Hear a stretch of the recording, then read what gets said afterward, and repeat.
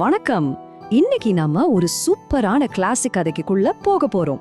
சந்தேகம், வஞ்சகம், அப்புறம் அவசரப்பட்டு எடுக்கிற முடிவுகள் இதெல்லாம் என்ன மாதிரி ஆபத்துல கொண்டு போய் விடுன்னு சொல்ற ஒரு கதை இது. குற்றவாளிய காப்பாத்துறதை விட நிரபராதிய தியாகம் பண்றதுதான் நல்லதுன்னு ஒரு பயங்கரமான அட்வைஸ். இந்த ஒரு வரிதான் ஒரு ராஜாவோட வாழ்க்கையில மரணத்துக்கும் உயிருக்கும் நடுவுல ஒரு முடிவெடுக்க வைக்குது. ஆனா அவர் எடுத்த முடிவு யாருமே எதிர்பார்க்காத ஒண்ணு. வாங்க கதைக்குள்ள போய் என்னன்னு பார்க்கலாம். சரி, இந்த கதைக்குள்ளேயே இன்னொரு கதை ஒளிஞ்சிருக்கு. அதத்தான் நாம இப்போ பிரிச்சு பார்க்க போறோம். முதல்ல ராஜாவுக்கு என்ன பிரச்சனைன்னு பாப்போம். அப்புறம் அந்த கிளியோட கதையை கேட்போம். கடைசியா இது ரெண்டும் எப்படி ஒண்ணு சேருதுன்னு பார்க்கலாம். சரி, நம்ம கதை எங்க ஆரம்பிக்குதுன்னா ஒரு கிரீக்க ராஜாவோட அரண்மனையில. அங்க ரெண்டு பெரிய அதிகாரிகளுக்கு நடுவுல பயங்கரமான ஒரு வாக்குவாதம் நடக்குது. ரொம்ப டென்ஷனான ஒரு சூழல்ல கதை தொடங்குது. இப்போ ராஜாவுக்கு ஒரு பெரிய சிக்கல். அவரோட நம்பிக்கைக்குரிய வசீர் என்ன சொல்றாருன்னா, ராஜா, உங்களை காப்பாத்தின அந்த டாக்டர் தூபான் ஒரு கொலையாளி, உங்களை கொல்ல வந்திருக்கான்னு சொல்றாரு. அதனால அவரை கொன்னுடணும்னு வற்புறுத்துறாரு. இப்போ ராஜாவை யோசிச்சு பாருங்க, தான் உயிரை காப்பாத்தினவரை கொல்லணுமா இல்ல அவரை காப்பாத்தி தான் உயிருக்கு ஆபத்தை வரவழைச்சுக்கணுமா? என்ன ஒரு இக்கட்டான நிலைமை. இப்படி ஒரு உயிர் போற சூழ்நிலையில ராஜா என்ன பண்ணாரு தெரியுமா? அவசரப்பட்டு எந்த முடிவையும் எடுக்கல. அதுக்கு பதிலா அவர் ஒரு கதைய சொல்ல ஆரம்பிக்கிறாரு. வாங்க அது என்ன கதைன்னு கேட்கலாம். ராஜா சொல்ல ஆரம்பிச்ச கதை ஒரு ஆளையும் அவர்கிட்ட இருந்த ஒரு ரொம்பவே ஸ்பெஷலான கிளிய பத்தியும் தான். அது சாதாரண கிளி இல்ல, சும்மா பேசுறதோட நிறுத்திக்காது. அது கண்ணு முன்னாடி என்ன நடந்தாலும் அப்படியே ஒப்பிக்கும். ஒரு பெர்ஃபெக்ட் விட்னஸ் மாதிரி. அதனால அந்த கிளியோட எஜமான் வெளியூருக்கு போறப்ப வீட்டை பாத்துக்க சொல்லி அந்த கிளிய ஒரு வாட்ச்மேனா வச்சுட்டு போறாரு. நீங்களே யோசிச்சு பாருங்க, இது மனைவிக்கு பிடிக்குமா? கணவர் திரும்பி வந்ததும் கிளி எல்லாத்தையும் போட்டு கொடுத்துருது. அவரும் மனைவிய திட்டுறாரு.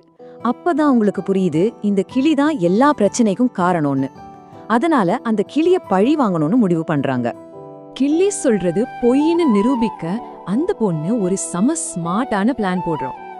இங்கதான் விஷயமே இருக்கு. அந்த கிளிய ஏமாத்த அவங்க என்ன பண்ணாங்க தெரியுமா? ஒரு போலி புயலையே உருவாக்குனாங்க.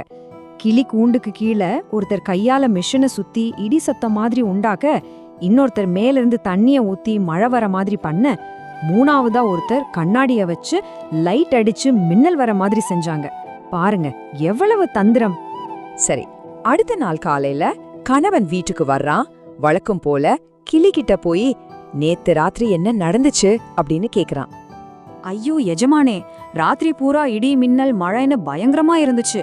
நான் பட்ட கஷ்டம் கொஞ்ச நஞ்சம் இல்ல அப்படின்னு கிளி தனக்கு என்ன தோணுச்சோ என்ன அனுபவிச்சதோ அத அப்படியே உண்மையா சொல்லுச்சு. இங்கதான் பிரச்சனையே வெடிக்குது. கணவனுக்கு நல்லா தெரியும் நேத்து ராத்திரி மழையும் பெய்யல இடியும் இடிக்கலன்னு. அதனால கிளி பொய் சொல்லுதுன்னு உடனே முடிவு பண்ணிட்டான். கிளி தன்னை ஏமாத்திடுச்சுன்னு நினைச்சு கோபத்துல அந்த பறவையை தூக்கி தரையில அடிச்சு கொன்னுட்டான்.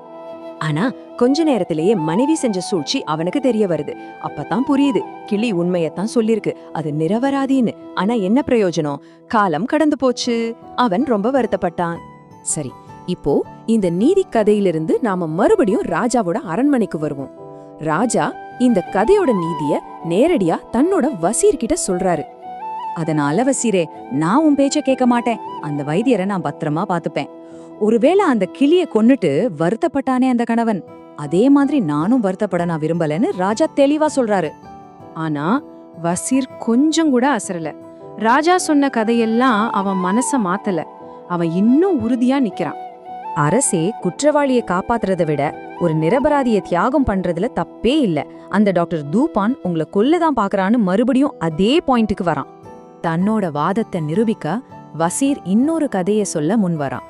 அதுவும் ராஜாவோட இந்த சூழ்நிலைக்கு இன்னும் சரியா பொருந்தோன்னு சொல்றான்.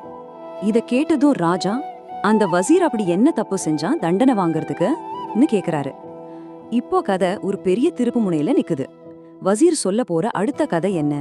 அது ராஜாவோட முடிவை மாத்துமா? கிளியோட கதையை விட பவர்ஃபுல்லான ஒரு கதை இருக்க முடியுமா? இதெல்லாம் நம்ம அடுத்தடுத்து பார்ப்போம்.